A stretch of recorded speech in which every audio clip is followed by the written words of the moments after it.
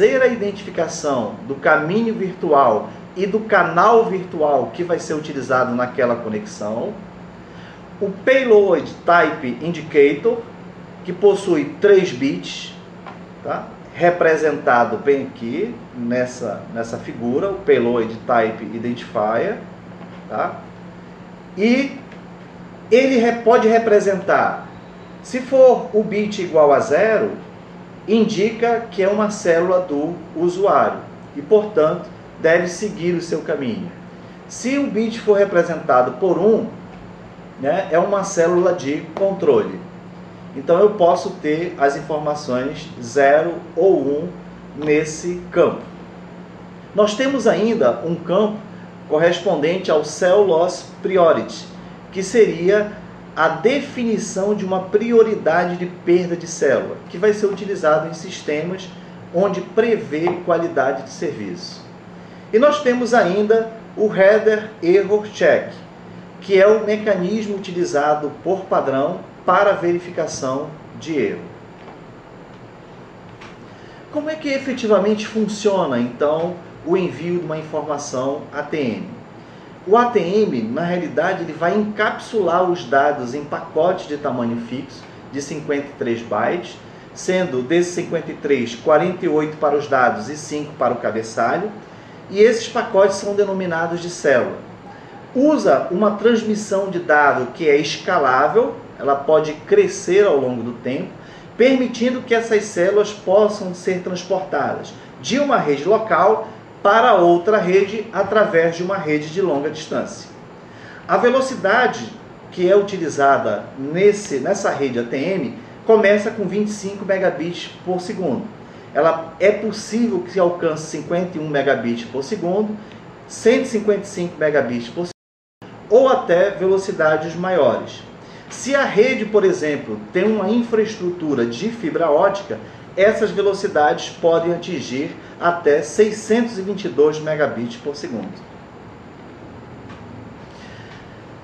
A rede ATM é composta basicamente pelos equipamentos dos usuários, os equipamentos que vão permitir o acesso às interfaces ATM e os equipamentos de rede. Como exemplo de rede ATM, nós vamos verificar na figura a Rede Nacional de Pesquisa do Ministério da Ciência e Tecnologia e o MEC, que mantém entre as cidades de Minas Gerais, Rio de Janeiro, Distrito Federal e São Paulo. Essa rede é composta por um anel óptico e esse anel óptico interliga os equipamentos ATM.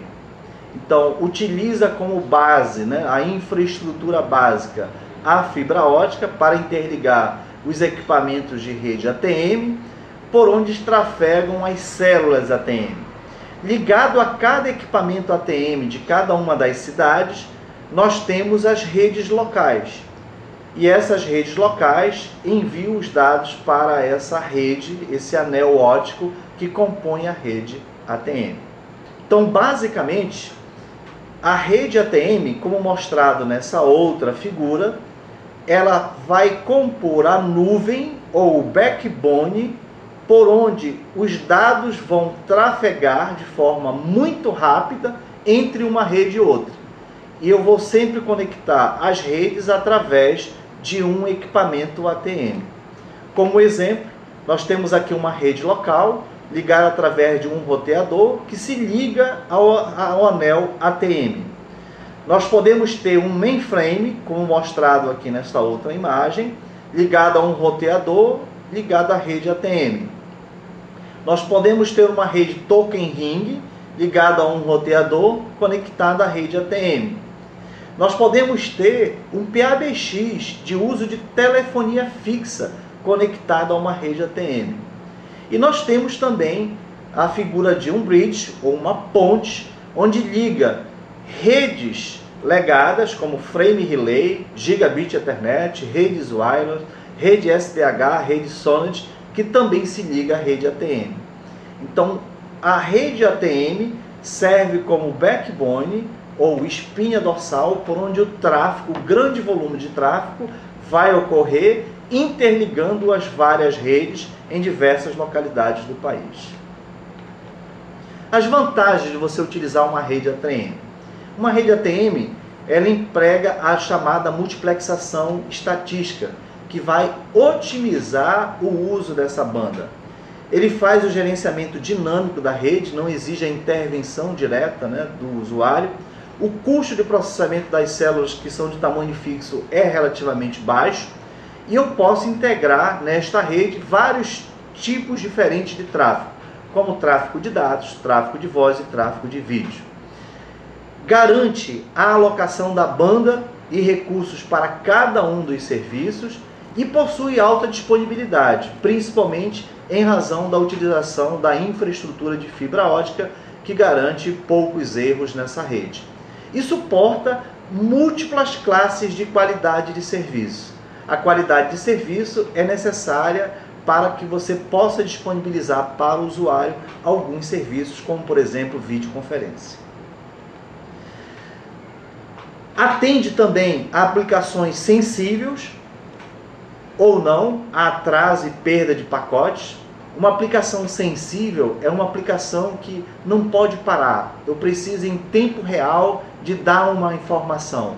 E a rede ATM, né, ela é muito adequada à utilização a esse tipo de aplicação. Aplica-se indistintamente para redes públicas ou redes privadas. Pode compor redes escaláveis com possibilidade de crescimento, flexíveis com procedimentos de recuperação automática de falhas.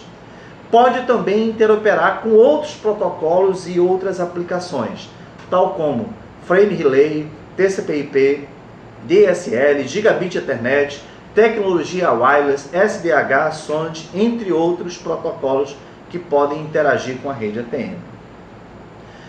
Bom, mas nem tudo, né, é coisa boa dentro da rede ATM. Nós temos também algumas restrições a essas redes.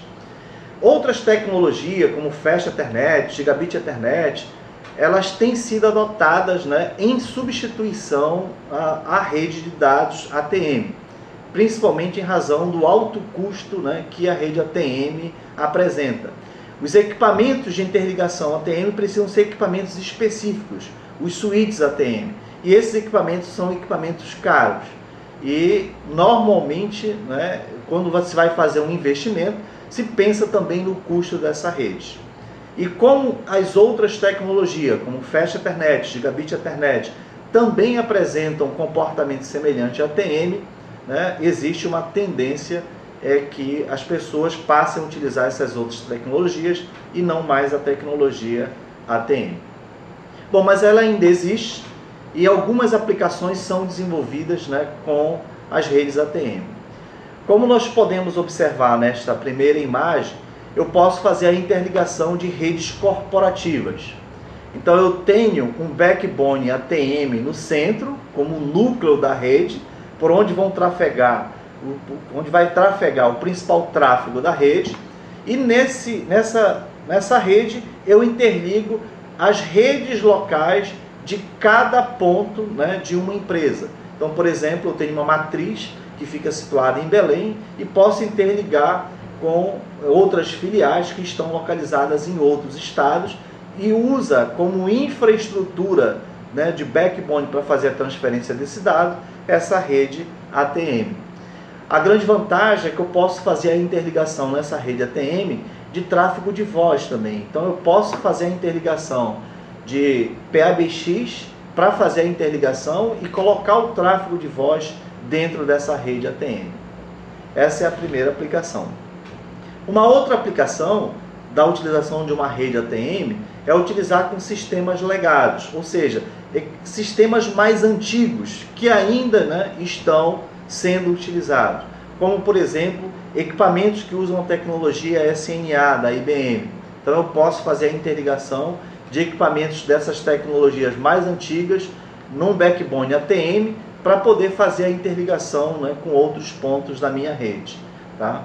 Então eu posso fazer a interligação de sistemas legados, de tecnologias que já estão em fase, né, de sair do mercado, mas que ainda estão em uso, e eu posso fazer a interligação desses sistemas legados com as redes ATM. Uma outra aplicação é fazer a interação entre a rede ATM e a rede Frame Relay.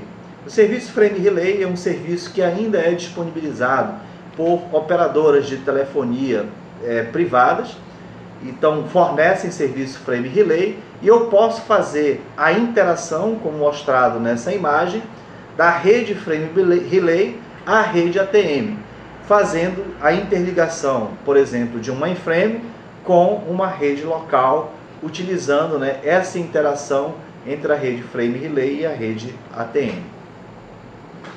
Essa outra imagem também é uma outra forma de interação entre a rede ATM e a rede Frame Relay. Então eu posso ter um mainframe ligado através de um roteador à rede ATM, a rede ATM interligada a uma rede Frame Relay, e essa rede Frame Relay ligada a um roteador que interliga uma rede local, fazendo com que todo o fluxo de dados entre o mainframe e a rede local ocorra passando, né, pelas duas redes, né, que estão no backbone.